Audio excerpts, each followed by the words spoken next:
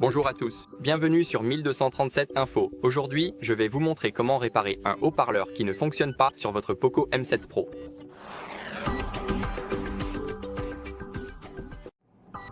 Donc la première chose à faire est de vérifier les paramètres du volume.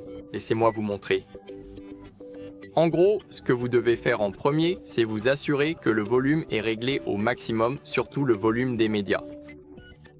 Maintenant, assurez-vous que le téléphone n'est pas en mode silencieux ou en mode ne pas déranger.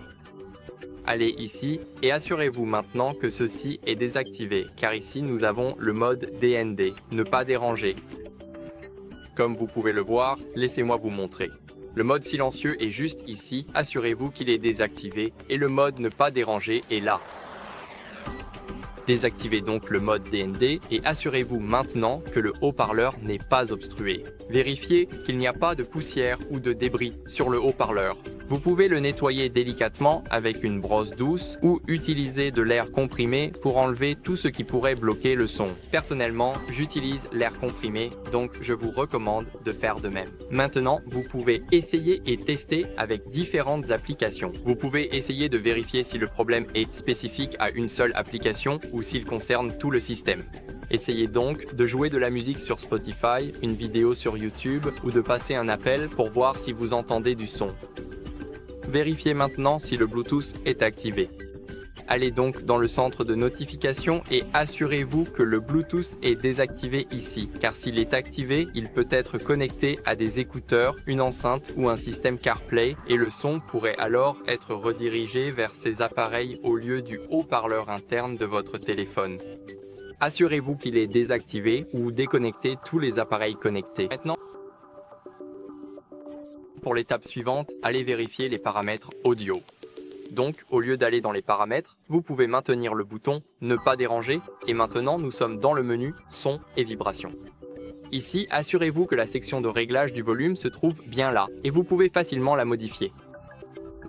Comme vous pouvez le voir, cela fonctionne maintenant. Mais si cela ne fonctionne toujours pas pour vous, redémarrer le téléphone pourrait résoudre le problème. Car parfois, un redémarrage peut corriger ces petits bugs, y compris les problèmes de haut-parleur.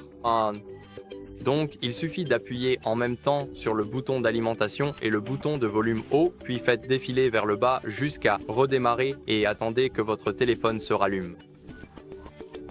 Je vous retrouve dans un instant.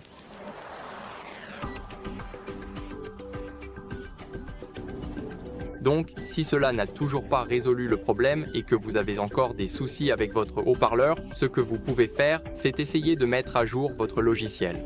S'il y a un bug qui cause ce problème, il se peut qu'il ait été corrigé dans une mise à jour logicielle.